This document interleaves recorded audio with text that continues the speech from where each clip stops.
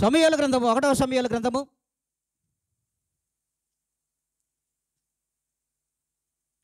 2వ అధ్యాయము 2-3 వచనములు. యెహోవా వంటి పరిశుద్ధ దేవుడు ఒక్కడనూ లేడు. యెహోవా వంటి పరిశుద్ధ దేవుడు ఒక్కడునూ లేడు. నీవు తప్ప మరి ఏ దేవుడునూ లేడు. నీవు తప్ప మరి ఏ దేవుడునూ లేడు. మన దేవుని వంటి ఆశ్రయ దుర్గం ఏదియూ లేదు. మన దేవుని వంటి ఆశ్రయ దుర్గం ఏదియూ లేదు. యెహోవా అనంత జ్ఞానియగు దేవుడు. అనంత జ్ఞానియగు దేవుడు. ఆయనే క్రియలను పరీక్షించువాడు. ఆయనే క్రియలను పరీక్షించువాడు. ఇకను అంత గర్వముగా మాట్లాడకుడి. అంత గర్వముగా మాట్లాడకుడి. గర్వపు మాటలు మీ నోట రానియ్యకుడి. నీ నోట రానియ్యకుడి. హల్లెలూయా, హల్లెలూయా. అపోస్తుల కార్యములు 3వ అధ్యాయము 3-8 వరకు చూద్దాం. వాడు దిగ్గున లేచి నిలిచి నడిచెను.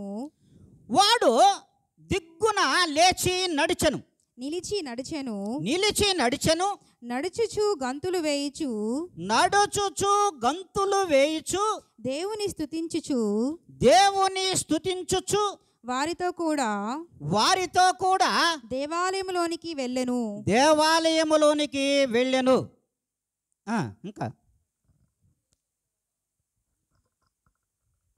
పేతురును యోహానును దేవాలయంలో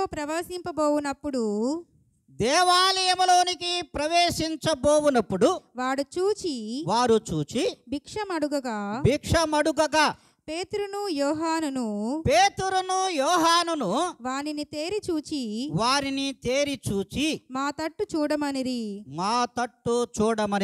వాడు వారి యొద్ద ఏమైనా దొరుకునని కనిపెట్టుచు వారి యందు లక్ష్యముంచెను. అంతటా పేతురు వెండి బంగారములు నా యొద్ద లేవు గాని నాకు కలిగినదే నీకిచ్చుచున్నాను అని నజరేయుడైన యేసుక్రీస్తు నామమున నడువమని చెప్పెను. వారి కుడి చెయ్యి పట్టుకొని లేవనెత్తెను. వెంటనే వాని పాదములను చీలమండలములను బలము పొందెను. వాడు దిగ్గున లేచి నిలిచి నడిచెను. నడుచుచు గంతులు వేయుచు దేవుని స్తుతించుచు వారితో కూడా దేవాలయంలోనికి వెళ్ళెను. మరి చూడండి, అదే విధంగా గలతీయులకు రాసిన పత్రికలో ఒక మాట మాట్లాడుతున్నారు. 3వ అధ్యాయము 26-27 లేఖనములు. యేసుక్రీస్తునందు మీరందరూ విశ్వాసము వలన దేవుని కుమారులై ఉన్నారు. క్రీస్తులోనికి బాప్తిస్మము పొందిన మీరందరూ క్రీస్తును ధరించుకొని ఉన్నారు. హల్లెలూయా.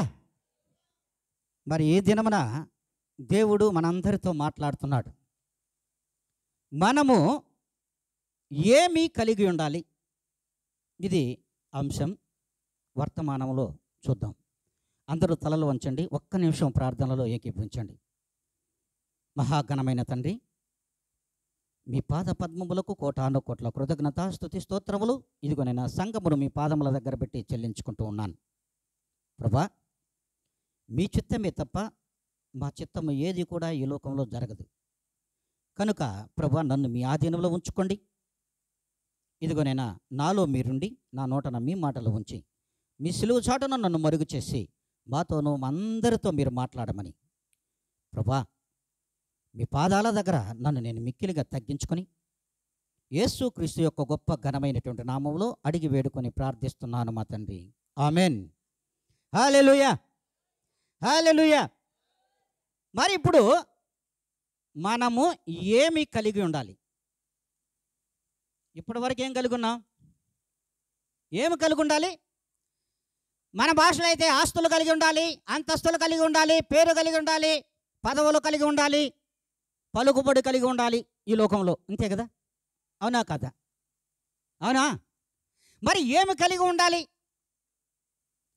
ఏమి కలిగి ఉండాలంటే క్రీస్తును కలిగి ఉండాలి.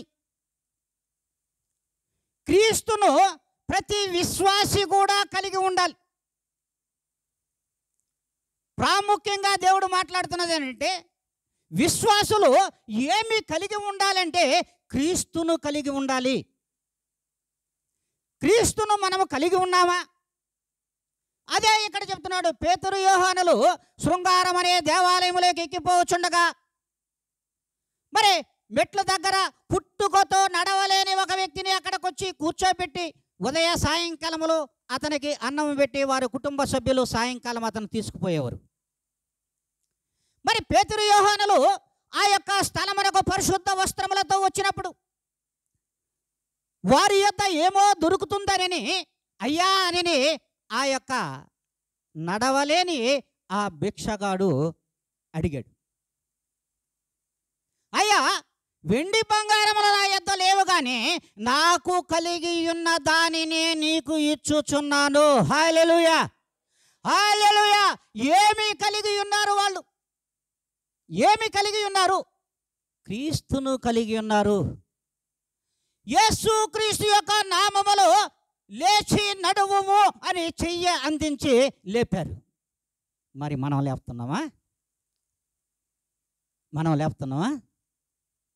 ఆలోచించాలి. ప్రియమైన విశ్వాసులారా, దేవుని యొక్క బిడ్డలైన వారసులారా, మనము ఏమి లేపేస్తున్నామంటే కుటుంబాలను లేపేస్తున్నాం. అంతే కదా? బంధుత్వాలను లేపేస్తున్నాం. దేని ద్వారా? ఈ నాలుకనే మాటల ద్వారా సంఘంలోని వ్యక్తులను అవమానపరిచేస్తున్నాం. దేని ద్వారా? ఈ నాలుగు యొక్క మాటల ద్వారా. మనం ఏమి కలిగి ఉండాలి? స్పష్టంగా దేవుడు తెలియజేస్తాడు. నీవు క్రీస్తును కలిగి ఉన్నావా లేదా? ప్రతి విశ్వాసి కూడా తెలుసుకోవాల్సిన విషయం, నీవు క్రీస్తును కలిగి ఉన్నావా లేదా? ఎలాగ కలిగి ఉన్నావు? ఒకసారి విశ్వాసిగా వచ్చిన తర్వాత ఆయన మందిరములో బల్ల యొద్దకు వచ్చుచున్నటువంటి ప్రతి ఒక్కరు కూడా ఆయన యొక్క ఆత్మలో భాగములు, ఆయన శరీరములో భాగములు, ఆయన రక్తములో భాగములు, పాలి భాగస్తులు. మరి ఈ పాలి భాగస్తులు ఏమై ఉన్నారు? దేవునికి ఏమై ఉన్నారు? వారసులై ఉన్నారు, కుమారులు కుమార్తెలై ఉన్నారు. మరి ఈ కుమారులు ఈ కుమార్తెలు ఏమి కలిగి ఉండాలి? ఏమి కలిగి ఉండాలి? క్రీస్తును మాత్రమే కలిగి ఉండాలి. క్రీస్తును మాత్రమే నీవు కలిగి ఉండాలి. మరి ఎలాగా అంటున్నావా? ఏ విధముగా నువ్వు కలిగి ఉన్నావు అంటే గలతీయులకు రాసిన పత్రికలో స్పష్టంగా తెలియజేశాడు. 3వ అధ్యాయము 26, 27 లేఖనములలో నీవు ప్రభువైన యేసుక్రీస్తు నామములో బాప్తిస్మము పొందావు. పొందిన నీవు ఏమి కలిగి ఉన్నావు? ఆ దినము నుండి క్రీస్తునే కలిగి ఉన్నావు. ఏమని నీవు ప్రమాణం చేశావు? ఏమని నీవు ప్రమాణము ఆ దినమున చేశావు? నీవు తప్ప వేరొక దేవుడు లేడని, నీకు తప్ప నేను వేరొకరికి లోబడనని, నీ యొక్క నీతి మార్గంలోనే నడుస్తానని, యథార్థతలో నేను జీవిస్తానని, నా బ్రతుకును యథార్థంగా మార్చుకుంటానని నీవు ఆ దినమున ప్రమాణం చేశావు. చేసిన నీవు ఏ రీతిగా ఉండాలి? ఏ రీతిగా నీ యొక్క ప్రవర్తన ఉండాలి? మరి క్రీస్తులోనికి బాప్తిస్మము పొందిన మీరందరూ ప్రతి విశ్వాసి కూడా మీరందరూ దేనిని ధరించుకొని ఉన్నారమ్మా? క్రీస్తును మాత్రమే ధరించుకొని ఉండాలి. మరి మనం ఏం ధరించుకుంటున్నాం? ఏం ధరించుకుంటున్నాం? మనకే అర్థం కానీ లోకంలో ఉన్నంత అంత వాసనను గబ్బంతా కూడా మనమే ధరించుకుంటున్నాం. అది విశ్వాసులే ధరించుకుంటున్నారని నేను అనుకుంటున్నా. వేరొకరిని అనడానికి వీల్లేదు. క్రైస్తవ సమాజములలోనూ సార్వత్రిక సంఘములలో ఉన్న ప్రతి విశ్వాసి గ్రహించాల్సిన విషయం, ప్రతి సేవకుడు కూడా తెలుసుకోవలసిన విషయం. నేను పిలువబడిన వారు అనేకులు, ఏర్పరచబడిన వారు కొందరే. అందుకే దేవుడు మనందరితో మాట్లాడుతున్నారు. మనము ధరించుకొని ఉన్నటువంటి ప్రభువైన యేసు క్రీస్తును మనము కలిగి ఉన్నామా? ఒక్కసారి ఆత్మ పరిశీలన చేసుకోవాలి. విశ్వాసులందరూ ఆత్మ పరిశీలన చేసుకోవాల్సిన అవసరం ఆసన్నమైంది. ఎందుకు మన మీద, క్రైస్తవ్యం మీద అనేక మంది మరి అనేక విధములుగా వ్యర్థమైన మాటలు మాట్లాడుతున్నారు అనే దానికి మనమే కారణము. మనమే కారణం, వేరొకరు కాదు. అందుకే దేవుడు ఒక సందర్భంలో అంటాడు, ఏమంటాడో తెలుసా? నీ క్రియల మూలంగా నీకు నువ్వే ఉత్తరవాదివి. ఉత్తరవాదివి అంటే నీ తల మీద నీ రక్తమే ఉండునుగాక అంటాడు దేవుడు. మరి విశ్వాసులందరి మీద ఎవరి రక్తం ఉండాలి? ఎవరి రక్తం ఉండాలి? క్రీస్తు యొక్క రక్తం ఉండాలి. క్రీస్తు అనగా పరిశుద్ధుడు, ఉత్తరవాది, ఆదరణకర్త, సర్వసత్యమైనటువంటి ప్రభు. మరి ఇన్ని అర్థాలు క్రీస్తు నామానికి వస్తాయి. మరి ఇలాంటి దేవుణ్ణి నువ్వు కలిగి ఉంటే మరి మనకు ఎందుకు కష్టాలు వస్తాయి? క్రైస్తవ్యాన్ని ఎందుకు ఇతరులు విమర్శిస్తారు? ఆలోచించండి. కారణం ఎవరు? ఆ విమర్శ కావడానికి కారణం కూడా మనమే కదా. మరి అందుకే దేవుడే మనతో మాట్లాడుతున్నాడు. అంటే చూడండి, రోమీయులకు రాసిన పత్రికలో 8వ అధ్యాయము 10వ లేఖనం.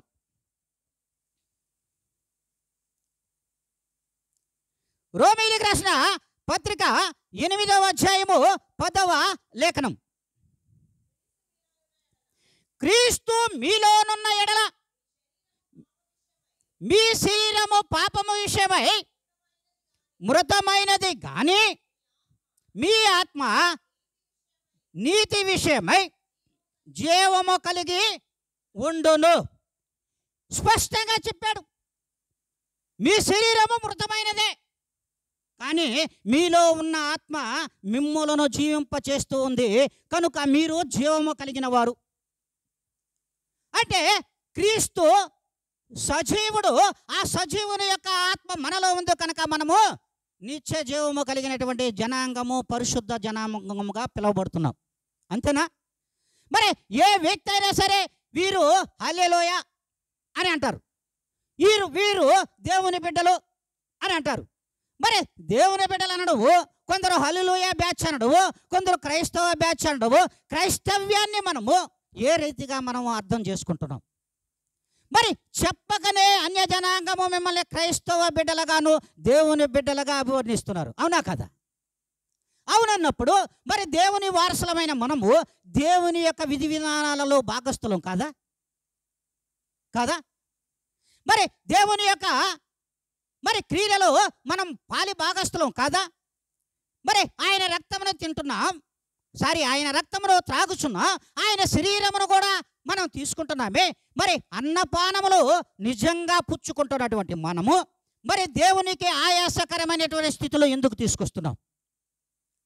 మరి అందుకే దేవుడు అంటాడు, నమ్మకమైనటువంటి ఆ యథార్థత ఎక్కడ? ఆ నీతి ఎక్కడ? ఆ సత్యం ఎక్కడ? ఆ యొక్క కృప ఎక్కడ? మీలో ఉందా? మనలో ఉందా? ఒక్కసారి ఆలోచించండి. దేవుడు అంటున్నాడు, సార్వత్రిక సంఘములలో కూడా దేవుని యొక్క నామమును దూషణ పాలు చేయడము ఎంతవరకు సమంజసం? మనము నీతిపరులుగా, యథార్థవంతులుగానే జీవిస్తున్నామా? ఒక్కసారి ఆలోచించండి. దేవుని యొక్క పరిశుద్ధతను మనము మనలో ఉంచుకొని క్రీస్తును మనలో ఉంచుకొని నేను క్రీస్తు వారసుడను, క్రీస్తు వారసురాలునని మనం చెప్పుకుంటూ వెళ్తున్నామే. మరి ఆ క్రీస్తుకు వారసులుగా మనం ఉండాలి అంటే మనలో నీతి ఉందా? మనలో యథార్థత ఉందా? మనలో సత్యం ఉందా? ఆ పరిశుద్ధత మనలో ఉందా? ఒక్కసారి ప్రతి క్రైస్తవ బిడ్డ కూడా వారి వారి హృదయముల మీద ఆత్మ పరిశీలన చేసుకోవాల్సిన అవసరం ఉంది. ఆ అవసరము మనకుందా లేదా గ్రహించాలి. ఒక్కసారి అర్థం చేసుకోండి, ఎందుకు మనము అనీతికి అవినీతి మార్గాలలోకి మనం వెళ్ళిపోతున్నాం? అనీతి మార్గాలకు దారులు ఎందుకు తెరుస్తున్నాం? మరి మీరందరూ కూడా ఏ దినమైతే క్రీస్తుని మీరు ధరించుకున్న మీరందరూ కూడా ఆ పరిశుద్ధునికి ఆలయమై ఉన్నారని మీరు తెలియదా? ఆ పరిశుద్ధ దేవునికి మీరు ఆలయమై ఉన్నారు అని తెలియదా? ఆ ఆలయంలో ఎవరుండాలి? క్రీస్తు ఉండాలి. క్రీస్తు ఉండాలి. మరి ఆ ఆలయము ప్రభు అయిన యేసు క్రీస్తు వారు ఆలయంలో ఉండగా నీవు లోకం వైపు అపరిశుద్ధ పనులకు నువ్వెందుకు లోనవుతున్నావు? అపరిశుద్ధమైనటువంటి క్రియలకు ఎందుకు లోనవుతున్నావు? అపరిశుద్ధమైనటువంటి మాటలు నీ నోటన ఎందుకు వస్తున్నాయి? ఒక్కసారి ఆత్మ పరిశీలన చేసుకోవాల్సిన అవసరం ఉందని ప్రతి విశ్వాసితో కూడా దేవుడు మాట్లాడుతున్నటువంటి ఆ మాటలను మనం వింటున్నామా? ఆలోచించండి. మరి ఎటువంటి మాటలు దేవుడు ఇస్తున్నాడు? అద్భుతమైన మాటలు. ఒక్కొక్క మాట అంత మధురమైనటువంటి మాటలు మనకి ఇస్తున్నా మనము ఎలా ఉన్నామంటే అన్యాయస్తులుగా, లోబులుగా, దొంగలుగా, మరి కపటమైన మాట్లాడువారుగా, అనీతి మంతులుగా, అవిశ్వాసులుగా, కేవలం ఆదివారపు క్రైస్తవులుగా, మరి విశ్వాసులమే మనం కదా? విశ్వాసులం అన్నప్పుడు ఎలా ఉండాలి? క్రీస్తునే కలిగి ఉండాలి. క్రీస్తు మాటలే మన నోటన రావాలి. క్రీస్తు నీతే మనలో ఉండాలి. యథార్థత మనలో ఉండాలి కదా? మరి ఉందా? అంతేకాదు, విశ్వాసులకే చెప్పడం లేదు. ఈ విశ్వాసులలోనే ఈ కాపరులు కూడా వస్తారు. ఈ విశ్వాసులలోనే ఆ యొక్క సేవకులు కూడా ఉంటారు.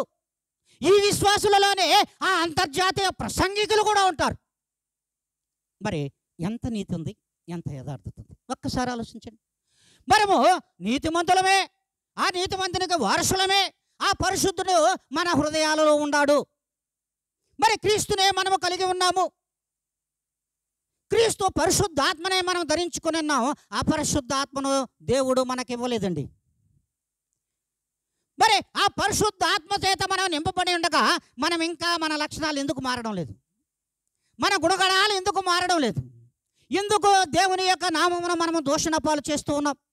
దేవునికి ఎందుకు అవమానకరమైనటువంటి ఆయాసకరమైన జీవితాన్ని మనం కల్పిస్తున్నాం? ఒక్కసారి అర్థం చేసుకోవాలి. ఒక్కసారి జ్ఞాపకం చేసుకోండి. ప్రతి జీవితం కూడా ఈరోజు ఉంటున్నాం, రేపు ఉంటామో లేమో మనకు తెలియదు, ఏం జరుగుతుందో మనకు తెలియదు. ఉన్ననాడే ఈ దినమే మారండి. ఈ దినమే మీ హృదయాలను మార్చుకోండి. మరి దేవుడు అంటున్నాడు, అనేకమైనటువంటి ఈ యొక్క విశ్వాసులందరూ కూడా సేవకులు, కాపరులు, ప్రసంగికులు, వీరందరి కలయికగానే విశ్వాస జీవితాలు ఉంటాయి. విశ్వాస జీవితాలు ఆ రీతిగా ఉంటాయి. మరి ఆ రీతిగా మనం ఉన్నామా లేదా ఒక్కసారి ఆలోచించాలి. ఒక్కసారి అయినా సరే మనం ఆలోచించగలిగినట్లయితే మన యొక్క స్థితి మారుతుంది, మన గతి మారుతుంది, మన జీవన పరిస్థితులు కూడా దేవుడు మారుస్తాడు. వేరొకరు మార్చరు. మరి అందుకే దేవుడు అంటున్నాడు, క్రైస్తవ్యానికి చెడ్డ పేరు తేవద్దు. నీలో ఉన్న క్రీస్తుకు నువ్వే చెడ్డ పేరు తీస్తున్నావు, దానిని విడనాడు. నీలో ఉన్న క్రీస్తు విశ్వాసుల ప్రతి హృదయాలలో క్రీస్తున్నాడు. కారణం, శరీరంలో క్రీస్తున్నాడు, రక్తములో క్రీస్తున్నాడు. మరి నీ మాటలో క్రీస్తుండాలి, నీ ప్రవర్తనలో క్రీస్తుండాలి, నీ నీతిలో క్రీస్తుండాలి, యథార్థతలో కూడా క్రీస్తే కనిపిస్తున్నాడా?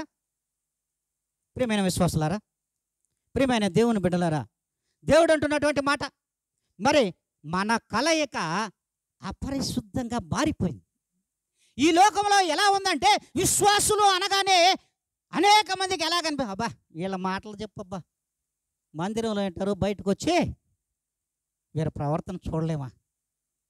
ఎందుకు వస్తుంది? ఎవరు తెస్తున్నారు ఆ చెడ్డ పేరు? ఎందుకు వస్తుంది? ఎవరు తెస్తున్నారు ఆ చెడ్డ పేరు? ప్రతి క్రైస్తవ్యాన్ని ప్రశ్నిస్తున్న దేవాతి దేవుడు, మీరు అసలు క్రీస్తుని అంగీకరించబాక, నష్టం లేదు. నాకు చెడ్డ పేరు తేబాక. నువ్వు అంగీకరించావా? నాకు చెడ్డ పేరు తేవద్దు. నన్ను పోలి నువ్వు నడుచుకో, నన్ను పోలి నువ్వు జీవించు, నన్ను పోలి నీ బ్రతుకును మార్చుకోమనే కదా ఆయన రక్తమును ఆయన శరీరమును మనకు దానంగా ఇచ్చాడమ్మా. మీరు అనుకోవచ్చు, మీకు మనకు ప్రతి విశ్వాసికి కూడా దానంగా ఇచ్చాడు ఆయన రక్తమును శరీరమును. ఆ దానములో మనము పాలి భాగస్తులు అవుతున్నాం. ఆ దానములోనే మనము పాలి భాగస్తులుగా మనము మిగిలిపోతున్నాం. కానీ మన జీవితాలు ఎలా ఉన్నాయంటే లోకం వైపు కక్కుర్తి పడినటువంటి జీవితాల్లో జీవిస్తూ ఉన్నాం.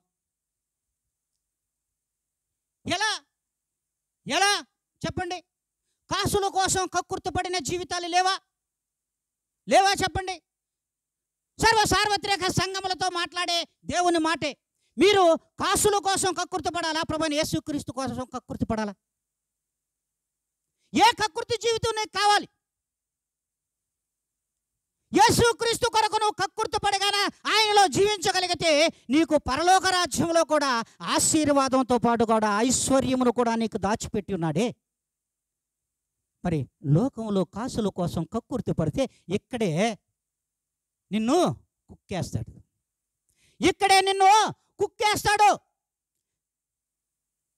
పేనును నలిపినట్లుగా దేవుడు నలిపేస్తాడు. పేనును నలిపేయకుండా పడేస్తామా? పడయం.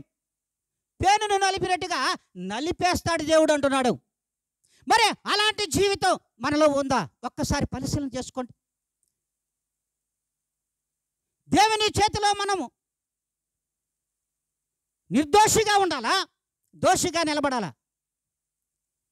దేవుని ఆత్మను ధరించుకున్నటువంటి మనము, పరిశుద్ధుడు మనలో ఉన్నాడు, ఆ పరిశుద్ధుడు అనేటువంటి క్రీస్తును మనము ధరించుకుని ఉన్నాము కనుక మనం ఏ రీతిగా ఉండాలి? నీతిగా ఉన్నామా? ఒక్కసారి ఆలోచించండి. ఒక్కసారి క్రైస్తవానికి చెడ్డ పేరు తేవద్దని దేవుడు స్పష్టంగా తెలియజేస్తున్నాడు. మరి మనం అంటాం, దేవుడు అంటున్నాడు, దేవుడు మాట్లాడుతున్న మాటే.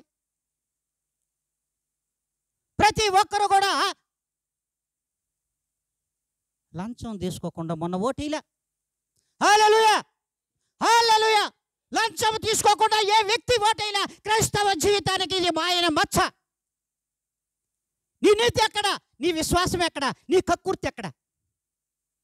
ఏం చెప్పాడు దేవుడు?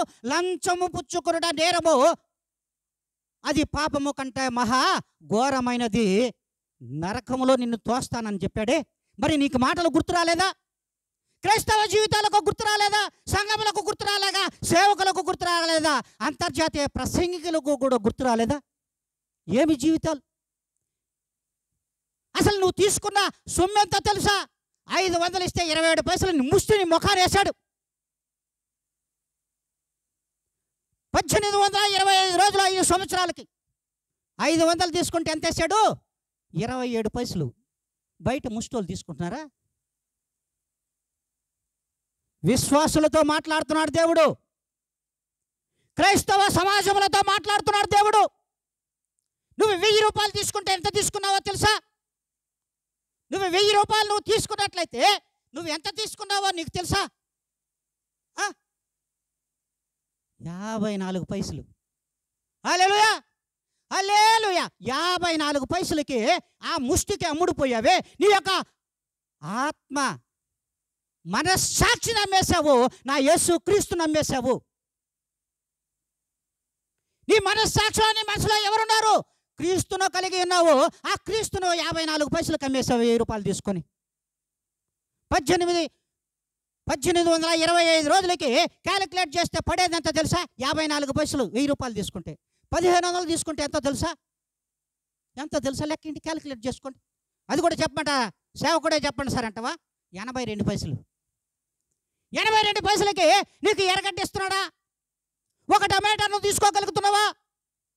1825 రోజులు ఒక టమాటాతో నువ్వు బతకగలవా? ఒక రోజు ఒక టమాటా ఒక ఎరగడ్డతో బతకగలవా? మనకు అసలు సిగ్గుందా? అందుకే కదా దేవుడు సిగ్గులోని జనులారా అని మొహమాటంగా ముఖాన మాట్లాడాడు.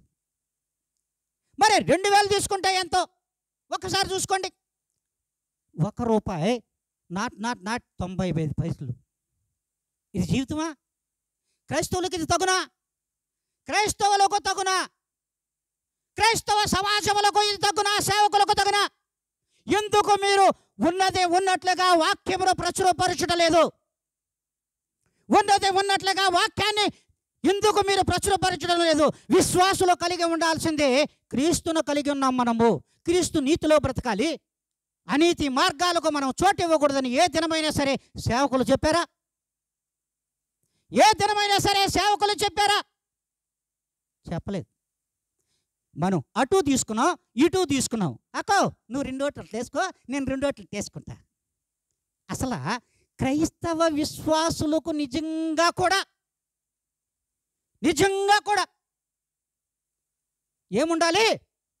ఏముండాలి?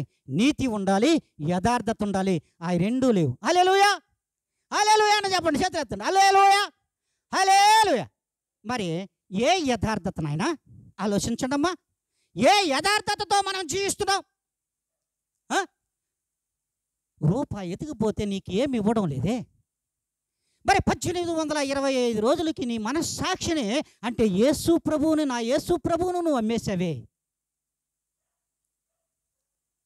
మారదామా? అబ్బే వద్దులే, ఇలాగే బ్రతికేద్దాం. ఎందుకంటే ఈ సిగ్గులేని బ్రతుకులు ఎట్టే వదిలేద్దాం.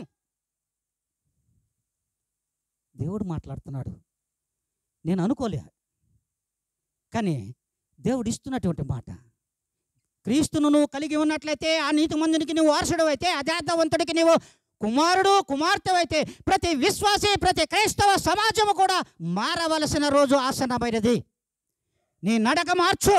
అందుకే అన్నాడు, ఏమన్నాడు? నువ్వు కూర్చుండుట, నువ్వు పండుకొనుట, నువ్వు నిద్రించుట అన్నీ నేను చూసిన 139వ అధ్యాయంలో ఖచ్చితంగా మాట్లాడాడు. మాట్లాడలేదమ్మా? ఏం మాట్లాడాడు? నువ్వు కూర్చుండుట, నువ్వు లేచుట, నువ్వు నడుచుట సమస్తమును నేను చూచుచున్నాను. నీ క్రియలన్నీ కూడా నాకు తెలిసే ఉన్నవి. ఓ విశ్వాసి, నువ్వు నాకు తగునా? నీ జీవితము నాకు మాదిరిగా ఉందా? మారతావా మారవా? ఆలోచించండి. ఎన్ని నాళ్ళు మనం బ్రతుకుతాం? ఎన్ని నాళ్ళు జీవిస్తాం? ఏం మన మనస్సాక్షిని ఎందుకు చంపుకోవాలి? వ్యక్తుల కోసమో, నాయకుల కోసమో, అధికారం కోసమో ఎందుకు చంపుకోవాలి? నీ మనస్సాక్షిని నువ్వు చంపేస్తున్నావంటే ప్రభువైన యేసుక్రీస్తును నువ్వే చంపేశావు. ఎవరో చంపలేదు, నువ్వే చంపేస్తున్నావు నా ప్రభువుని. అని నిత్యము నీ మాటల చేత, నీ క్రియల చేత, నీ నడక చేత నా ప్రభువుని నువ్వే చంపేస్తున్నావు విశ్వాసి. ఒక్కసారి జ్ఞాపకం చేసుకోవాల్సిన అవసరం అని దేవుడు అంటున్నాడు. మిమ్మును బట్టియే కదా నా నామము అన్యజనులలో దూషణ పాలవుతుంది. కాదా? కాదా? కాదా? కాదా? కాదా? అవును. మరి అవునని చెప్పడానికి కూడా మన నోరులు రావడంలా. కారణం మనమే అవును అని పరుస్తున్నాం కదా. ఆయన విశ్వాసులే ఆయన నామాన్ని అవమానపరిచినప్పుడు ఎలా మన నోటి నుంచి మాటలు వస్తాయి? రావు. మనస్సాక్షిని చంపుకోవద్దు. నీ మనసును అమ్మేయద్దు, నీ హృదయాన్ని అమ్మేయద్దు. నీ హృదయాన్ని అమ్మేయద్దు అంటున్నాడు దేవుడు. ఎంత కమ్మేశావు? రోజుకి 25 పైసలు, 50 పైసలు, 85 పైసలు, ₹1 పైసలు మహా తీసుకుంటే 5,000 కానీ ఇచ్చున్నా కానీ ₹2 ముష్టోడు తీసుకుంటున్నాడా? హల్లెలూయా, హల్లెలూయా. తీసుకుంటున్నాడా? ఎవరైనా చెప్పగలరాడా? ఇసిరి నీ మోకాన్ని పడేసిపోతున్నాడు. మరి మనం ఎందుకు లోబులుగా మారిపోయాం? మనం ఎందుకు లంచర్లుగా మారిపోయాం? మనం ఎందుకు ఈ రీతిగా మారాల్సిన అవసరం ఏంటంటే మనలో వాక్యం వినేవాళ్ళు అతి తక్కువ అయిపోయినారు. హల్లెలూయా. దేవుని మందిరానికి నేను ఆదివారం క్రైస్తవుడుగా బైబిల్ పట్టుకొని వెళ్ళిపోతున్నాను, కానీ క్రీస్తు నాలో లేడు. మరి క్రీస్తు మాటలు మనలో లేవు. మరి వాటిని వింటే కదా మనం ఎలా ఉంటామంటే, మందిరానికి వచ్చినట్టు కనుక పరులను మెప్పించడానికో ఇతరులను మెప్పించడానికి మందిరాలకు వస్తాం, కూర్చుంటాం, వాక్యం మాత్రం వినం. దురద చెవులు కదా మనక. ఈ చెవును విని ఈ చెవును వదిలేస్తాం. అది హృదయంలోకి ఎప్పుడు పోతుంది? హృదయంలో గ్రహిస్తే కదా నీలో క్రీస్తు ఉంటాడు. నీలో క్రీస్తు ఉంటాడు. హృదయంలో నువ్వు గ్రహించకపోతే నీకు క్రీస్తు ఎందుకుంటాడు? నీలో ఆ పరిశుద్ధ దేవుడు నీలో ఎందుకు ఉండాలి? ఎందుకుంటాడు చెప్పండి? ఎందుకుంటాడు? ఆలోచించాలి. ప్రతి విషయము కూడా దేవుడు క్లుప్తంగా మాట్లాడుతున్నాడు, ప్రాముఖ్యంగా మాట్లాడుతున్నాడు. ఇక నుంచి అయినా మారండి. క్రైస్తవ సంఘములు మారండి, విశ్వాసులు మారండి, సేవకులు మారండి, సంఘ కాపర్లు మారండి. మీరు ఎంత పెద్ద అత్యంతమైనటువంటి అంతర్జాతీయ ప్రసంగికులైనా మీలో ఆ కాసులో కక్కుర్తుంటే ఈ దినమనైనా వదిలేయండి. ఈ దినమనండి అయినా మీరు వదలాల్సిన అవసరం ఉంది. విడిచిపెట్టి క్రీస్తును కలిగి ఉండు. విడిచిపెట్టి క్రీస్తును కలిగి ఉండు. మరి ఆ రీతిగా మనం ఉంటున్నామా లేదా? ఆ రీతిగా మనం ఈ లోకంలో ప్రవర్తిస్తామా వద్దా? క్రీస్తుకు మాదిరిగా జీవిస్తామా వద్దా? ఆలోచించాల్సిన అవసరం లేదా? మనం క్రీస్తుని ఎందుకు నమ్ముకున్నాం? ఎందుకు నమ్ముకున్నాం? మన పాపములన్నీ, మన దోషములన్నీ, ఆత్మానుసారంగా చేసినటువంటి పాపములు, దోషములు, ఇవన్నీ మన శరీరమును కంటిన మలినములుగా, ఆ మలినములన్నీ కూడా ప్రభువైన యేసుక్రీస్తు యొక్క రక్తముతో కడిగిన యెడల నేను పాపము నుండి విముక్తి పొంది ఆ ప్రేమకు నేను పాత్రుడుగా జీవిస్తాను, ప్రేమలో నివసిస్తాను, ఆ యథార్థవంతుడికి, నీతిమంతుడికి నేను వారసుడిగా బ్రతుకుతాను, వారసురాలుగా జీవిస్తాననే కదా నువ్వు వచ్చావు. మరి ఎక్కడమ్మా, ఏదమ్మా మనలో నీతి?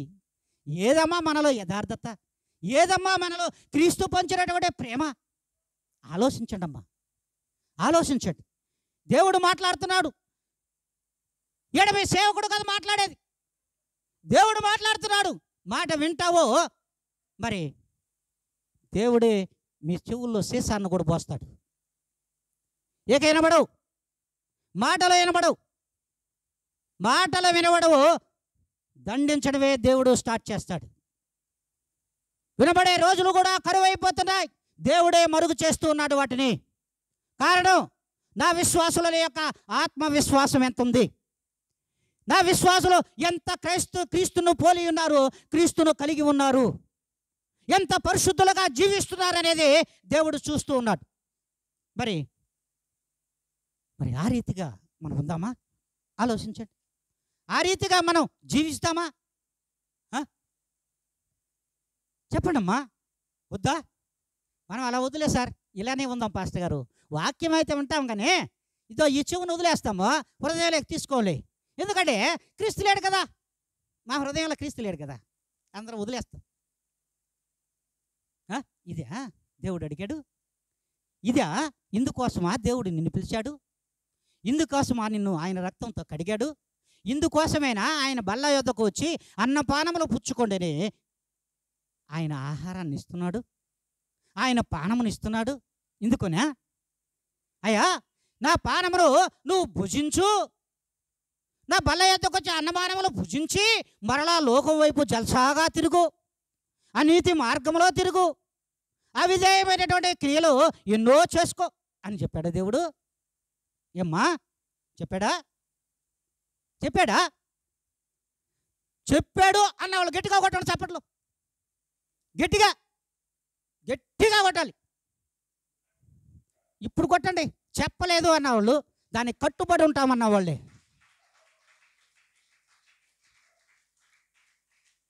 మరి దేవుడు అంటున్నాడు చూడండి, క్రైస్తవ సంఘానికి, క్రైస్తవునికి ప్రాణం ఎవరో తెలుసా? ప్రభువే. ప్రభువే, యేసుక్రీస్తే ప్రాణం. మరి ఆయన నామాన్నే నువ్వు దూషణ పాలు చేస్తే పుట్టగతులు ఉంటాయా? పుట్టగతులు ఉండవు. అందుకే దేవుడు అంటున్నాడు అపోస్తుల కార్యములు 17వ అధ్యాయము 25, 28 లేఖనాలు. మధ్యలో వదిలేయమ్మా. ఆయన అందరికి ఆయన అందరికిని జీవమును జీవమును ఊపిరిని సమస్తమును దయచేయువాడు సమస్తమును దయచేయువాడు కనుక తనకు ఏదైనాను కొదువై ఉన్నట్లు మనుష్యుల చేతులతో సేవింపబడువాడు కాడు. మనుషుల చేతులతో సేవించబడే దేవుడైతే ప్రభు అయిన యేసుక్రీస్తు కాదు. మరి దేనితో దేవుడు ఆత్మదేవుడు పరుస్తున్నాడు? దేనితో సేవించువాడు దేవుడు. హల్లెలూయా, హల్లెలూయా. దేవుడు ప్రభు అయిన యేసుక్రీస్తు వారు దేనితో సేవించితే వింటాడు. ఎన్నిసార్లు విన్నారా? దేనితో? పూర్ణ ఆత్మతో, పూర్ణ హృదయముతో, పూర్ణ మనస్సుతో సేవిస్తే మాత్రమే ఆయన వింటాడు. మరొక అందుకే ఊపిరినిచ్చింది ఆయన, నీకు సమస్తమును ఇచ్చింది ఆయన. మరి వింటున్నామా? చదువుమా 28 కూడా చదువు ఒకసారి. మనము ఆయన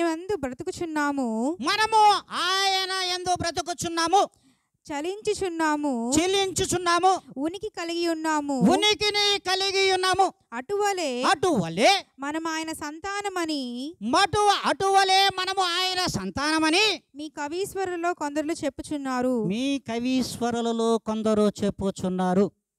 మరి దేవుడు చెప్తున్నటువంటి మాట ఏంటంటే మనము ఆయన ద్వారా మాత్రమే చెలించుచున్నాము. అంటే ఏంటి?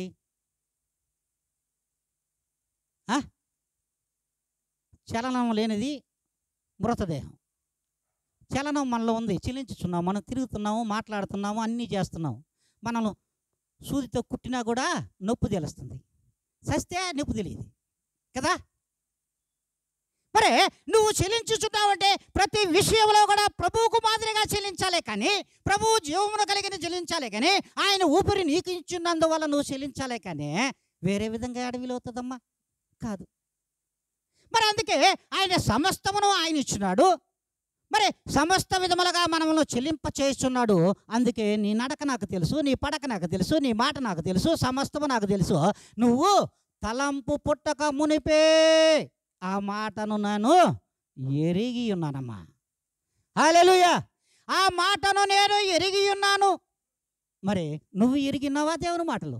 ప్రియమైన దేవుని బిడ్డ, నువ్వు ఎరిగినావా? హల్లెలూయా, నువ్వు ఎరిగినావా? ప్రియమైన విశ్వాసి, ప్రియమైన సేవకుడా, ప్రియమైన సంఘ కాపరి, నువ్వు ఎరిగినావా? మరి ఎరిగి ఉంటే నీలో ఎందుకు యేసుక్రీస్తు లేరు? క్రీస్తు ఎందుకు మీలో లేడు? మీలో ఉన్న ఎడల మరి నువ్వు క్రీస్తును కలిగి ఉంటే నీకు యొక్క స్థితే మారిపోతుంది, నీ పరిస్థితే మారిపోతుంది. నీ ముఖములో క్రీస్తే కనిపిస్తాడు, వేరొకరు కనిపించడు. నీ మాటలో క్రీస్తే కనిపిస్తాడు, నీ చేష్టలలో క్రీస్తే కనిపిస్తాడు, నీ ప్రవర్తనలో క్రీస్తే కనిపిస్తాడు, నీ నడకలో క్రీస్తు కనిపిస్తాడు, నీ పడకలో క్రీస్తు కనిపిస్తాడు. నీ యొక్క ప్రతి విధమైన క్రియలలో, చలనములలో కూడా క్రీస్తే కనిపించాలి. మరి కనిపిస్తున్నాడా? హల్లెలూయా, హల్లెలూయా కూడా చెప్పరా? చెప్పండి అమ్మా, దేవునికమ్మా చెప్పేదే. హల్లెలూయా, రెండు చేతులతో. మరి దేవుడు అంటున్నాడు. మరి మనకేం కనబడుతుంది? మన నడకలో కానీ, మన పడకలో కానీ, మన యొక్క చేష్టల్లో కానీ, క్రియలలో కూడా అన్నీ ఏం కనబడుతున్నాయి తెలుసా? లోకమే కనబడుద్ది. హల్లెలూయా, మనకు లోకమే కనిపిస్తుంది. లోకంలో ఉన్నటువంటి వ్యక్తులే కనిపిస్తారు, క్రీస్తు మాత్రం కనిపించడు. మరి దేవుడు అంటున్నాడు చూడండి, యోహాను శుభవార్త 6వ అధ్యాయము 57వ లేఖనాన్ని మనం చూద్దాం. జీవము కలిగిన తండ్రి నన్ను పంపెను కనుక నేను తండ్రి మూలముగా జీవించుచున్నాను. జీవించుచున్నట్లే నన్ను తినువాడును నా మూలముగా జీవించును. హల్లెలూయా, హల్లెలూయా.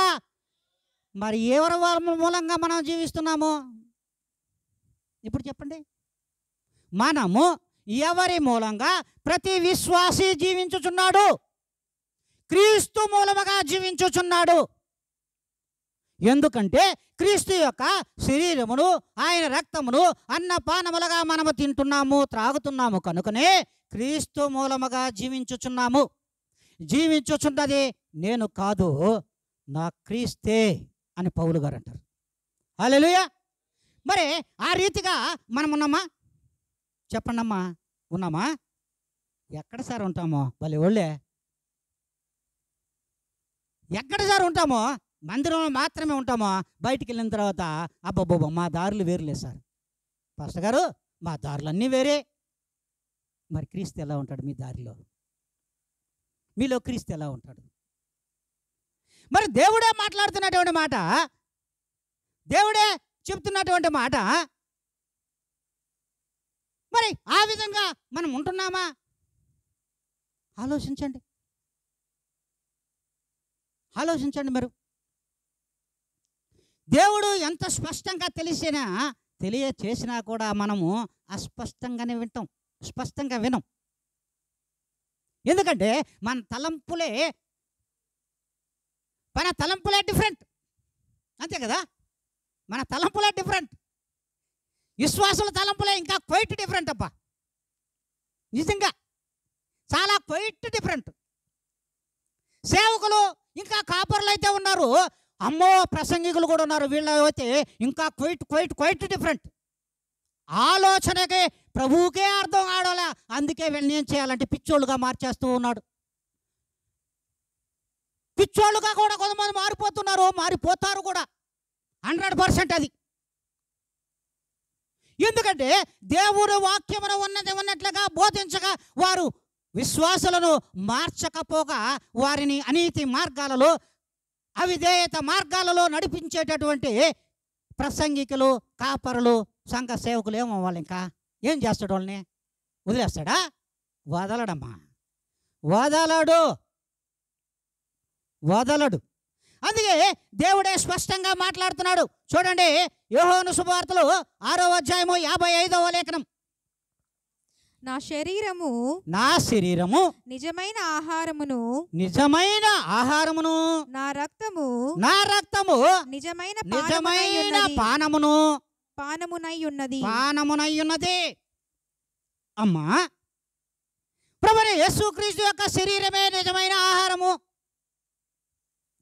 ఆయన రక్తమే నిజమైన పానము. అంటే సపోజ్ నీళ్ళే అనుకో, ద్రాక్షారసం అనుకోండి, మీ ఇష్టం, ఏదైనా తాగేది అనుకుందాం, అది తినేది, ఇది త్రాగేది. మరి ఈ నిజమైన సత్యదేవుని యొక్క సత్య సంపూర్ణుడైనటువంటి ప్రభువైన యేసుక్రీస్తు యొక్క బల్ల యొద్దకు వచ్చే తింటున్నావా? బయట ఏడన్నా ఇస్తున్నారా? హల్లెలూయా, హల్లెలూయా. ఇంకెక్కడన్నా ఇస్తున్నారా? లేదు కదా. మరి ఆయన శరీరము నిజమైన ఆహారమై, ఆయన యొక్క రక్తము నిజమైన పానమై మనం తీసుకున్నప్పుడు మనము ఆ నిజదేవునికి వారసులుగా ఉండొద్దా? ఆ నిజదేవుడైన నీతిమంతునికి వారసులుగా ఉండొద్దా? ఆ నిజదేవుడైనటువంటి ఆ యొక్క యథార్థవంతుడికి యథార్థంగా ఉండొద్దా? ఆలోచించండి.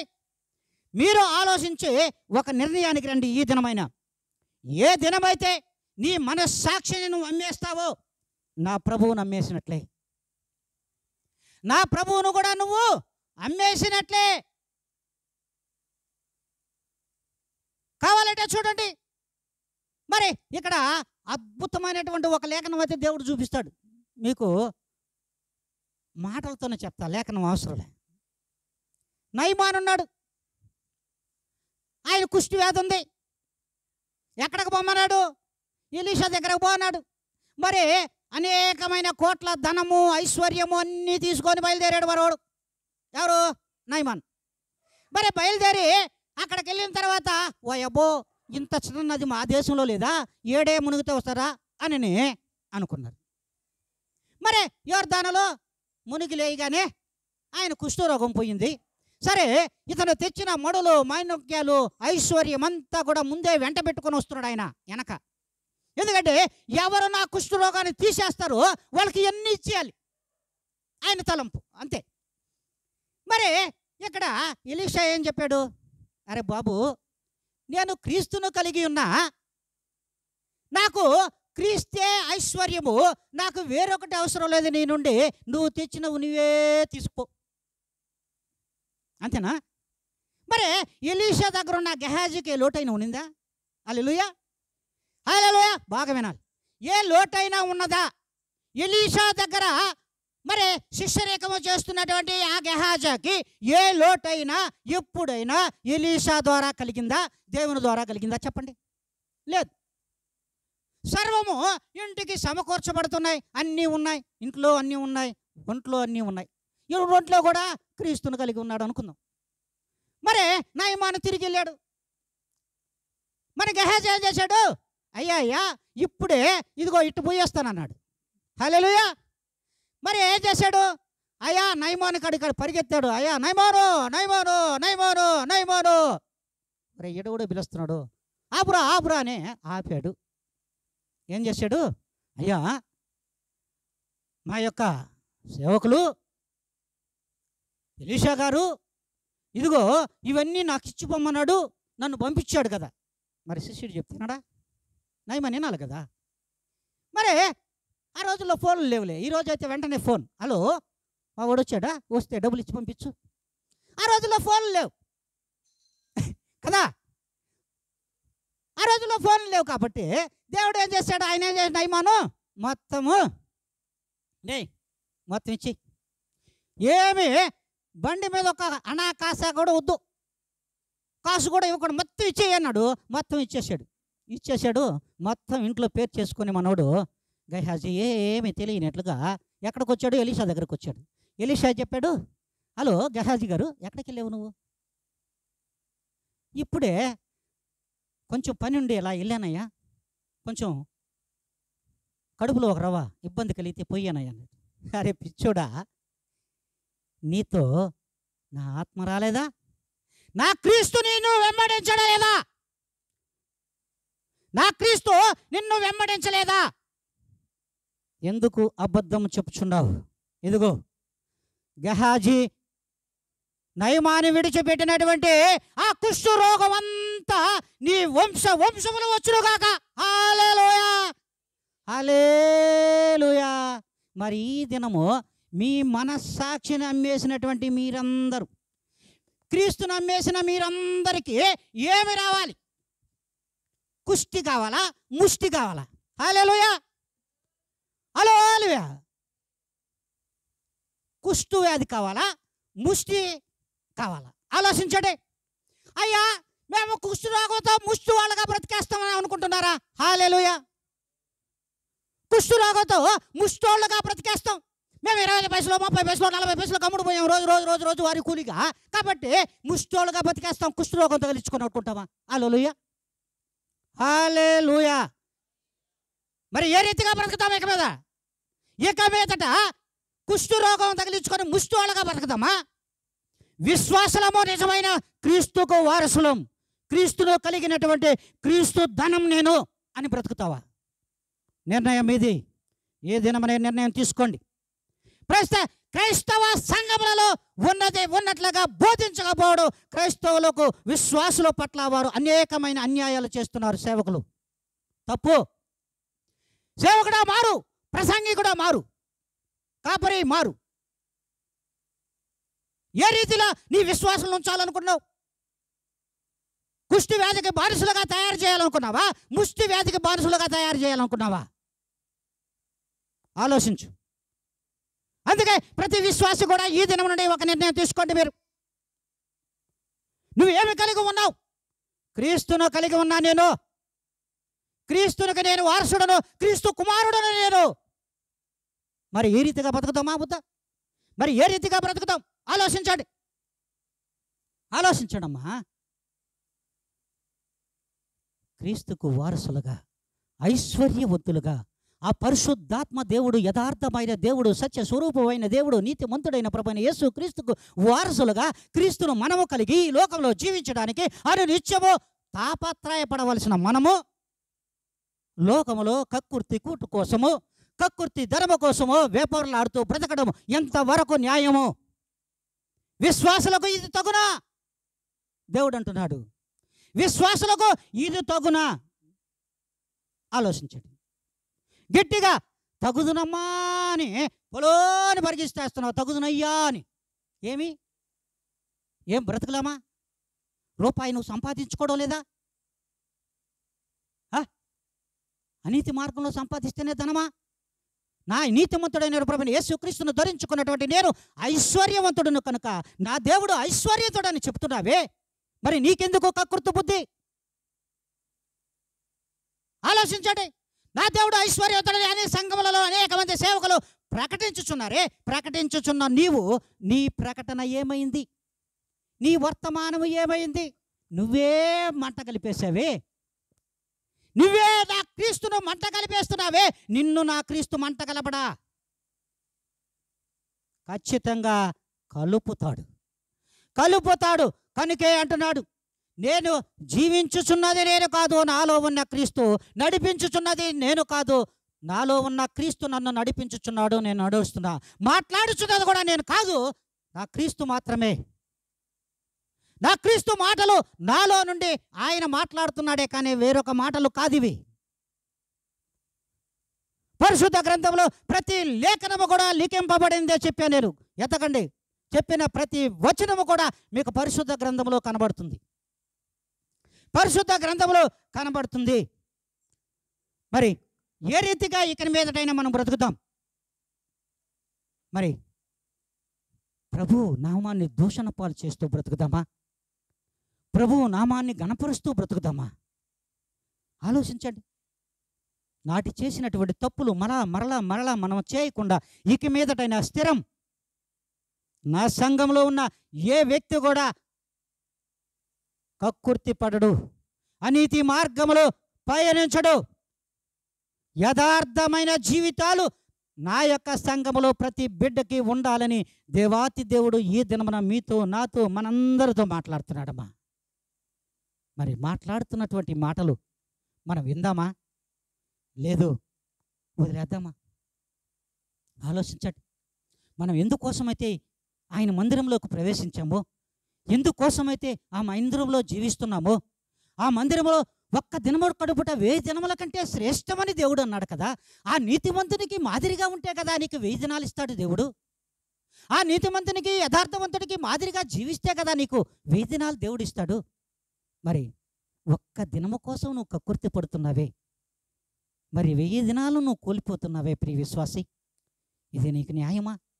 ఇది నీకు తగునా? ఒక్కసారి ఆలోచించాలని ప్రభువు పేరట మీకందరికీ మనవి చేస్తూ ఉన్నాను. మరి క్రైస్తవ్యాన్ని ఇక మీదటైనా విశ్వాసులు కాపాడవలసిన అవసరం ఉందని దేవుడు స్పష్టంగా ఈ దినమున మనందరితో లేఖనముల ద్వారా తెలియజేస్తూ, ఈ యొక్క మాటలు